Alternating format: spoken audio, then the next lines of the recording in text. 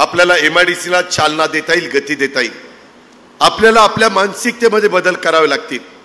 बदल्या काळामध्ये आपल्या जिल्ह्याची काही बदनामी झालेली आहे, त्याच्यातून आपल्याला सावरावं लागेल, चुका सुधाराव्या लागतील। जे चुकत असेल त्याला शासन करावं लागेल। त्याच्यामध्ये आम्ही पोलिसांना पण सांगितलं, जातीपातीचा नात्या गोत्याचा विचार करू नका।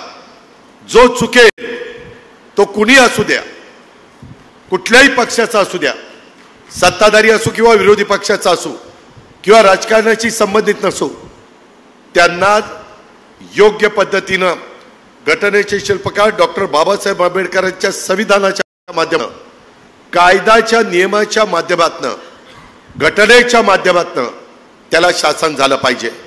कायदा सगळ्यांच्या करता सारखा आहे, कोण मोठा आणि कोण छोटा नाहीये। आणि म्हणून याबद्दल देखील आपण सर्वांनी एका चांगल्या कामाच्या करता, कायदा सुव्यवस्था या जिल्ह्यातली उत्तम राखण्याकरता आपण मदत करा। आपण कोणी चुकीचं वागत असेल तर त्याला समजावून सांगा। त्याला म्हणावं की बाबा पालकमंत्र्यांनी सांगितलंय, आता सरकार ऐकणार नाही, अनधिकृतपणे कोणी काही चुकीचं करू नका। ते केलं तरी आम्ही ते सरळ करू, आम्हाला ते करता येतं, परंतु आम्हाला वाकड्यात जायला लावू नका। त्यामध्ये शिस्त सगळ्यांना, माझ्या सकट सगळ्यांनी पाळली पाहिजे, हे माझं तुम्हाला सगळ्यांना आव्हान आहे।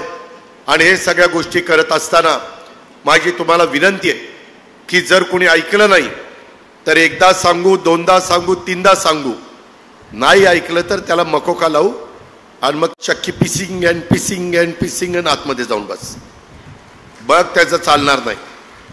शेवटी आपल्याला सगळ्यांना नीटपणे काम करायचंय आणि त्या कामात कुणी अडथळा आणत असेल, कुणी काही वेगळं काही घडवण्याचा प्रयत्न करत असेल तर त्यालाही बळी पडण्याचं काम माझ्या बीड जिल्ह्यातल्या 6 विधानसभा मतदारसंघातल्या जनतेने करू नये, अशा प्रकारची माझी तुम्हाला विनंती आहे।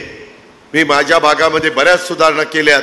तुम्ही जर माझ्या पिंपरी चिंचवडला, बारामतीला, पुण्याच्या परिसरात आल्यावर तुम्हाला पाहायला मिळेल, परंतु ते आपल्याला आपल्या साधू संतांच्या भूमीत मराठवाड्याच्या परिसरामध्ये देखील करायचं आहे आणि त्याकरता तुमची पण साथ आम्हाला लागणार आहे। अनेक जीर्णोद्धार करण्याची कामं आम्ही त्यामध्ये हातामध्ये घेतली, खूप वेळ त्याला लागेल, परंतु मधून अधून येऊन ह्या सगळ्या कामाचा आम्ही पाठपुरावा करू। इथं चांगल्यातले चांगले अधिकारी देण्याचा प्रयत्न करू। त्या अधिकाऱ्यांनी देखील जबाबदारीनं आमच्या जनतेशी, आमच्या नागरिकांशी वागलं पाहिजे। उगीचच हेलपाट्यावारी त्याला अडचणी नाही येऊन दिल्या पाहिजे। अशा पद्धतीनं बाबांनो आपण पुढे जाऊ आणि त्याच्यातून आणखी तुमच्या किंवा तुमच्या लोकप्रतिनिधींच्या मनामध्ये पण काही चांगल्या गोष्टी असतील तर त्या चांगल्या गोष्टीचं आम्ही स्वागतच करू, त्याचा कधी आम्ही त्या दुर्लक्षित करणार नाही। या पद्धतीनं आपण आपल्या बीड जिल्ह्याचा सर्वांगीण विकास करणार।